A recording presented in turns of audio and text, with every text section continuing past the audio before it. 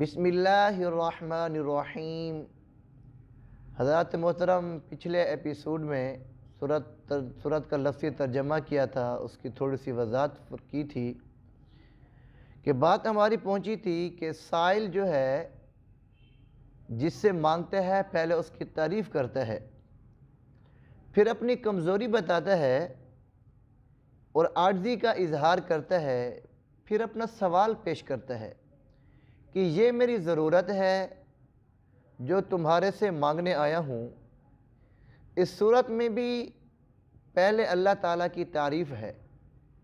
سورۃ الفاتحہ میں پہلے اللہ تعالیٰ کی تعریف ہے، الحمدللہ رب العالمین الرحمن الرحیم مالک یوم الدین۔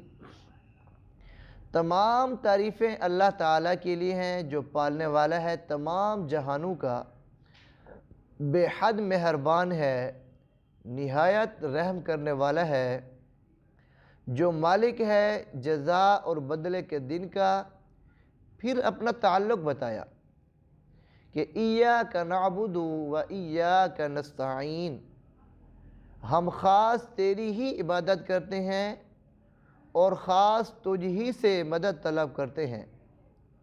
اور آگے سوال ہے، اہدنا الصراط المستقیم، چلا ہم کو سیدھے راستے پر۔ اس سورت کا ایک نام سورت شافیہ ہے، یعنی شفا دینے والی۔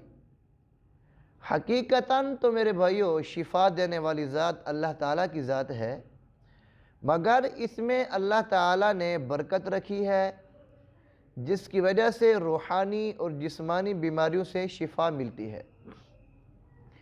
بخاری شریف صفحہ نمبر 304 میں روایت آتی ہے کہ حضور صلی اللہ علیہ وسلم نے ایک محاذ پر صحابہ کرام رضوان اللہ تعالی علیہم اجمعین کی ایک جماعت کو روانہ فرمایا۔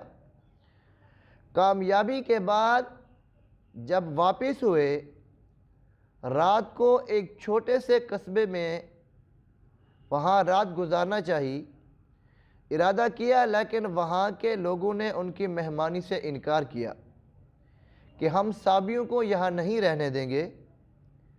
بہرحال انہوں نے حضرات صحابہ کرام رضوان اللہ تعالی علیہم اجمعین کو قصبے سے باہر نکال دیا۔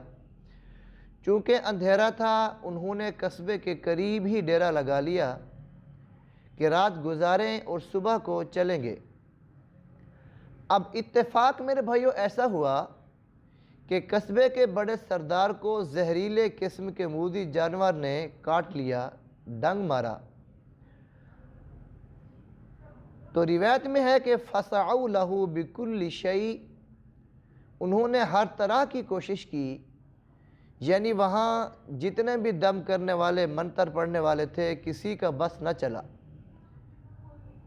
مجبور ہو کر حضرات صحابہ کرام رضوان اللہ تعالی علیہم اجمعین کے پاس آئے کہ ہمارے سردار کو زہریلی چیز لڑ گئی ہے، کیا تم میں سے کوئی دم کرنے والا ہے؟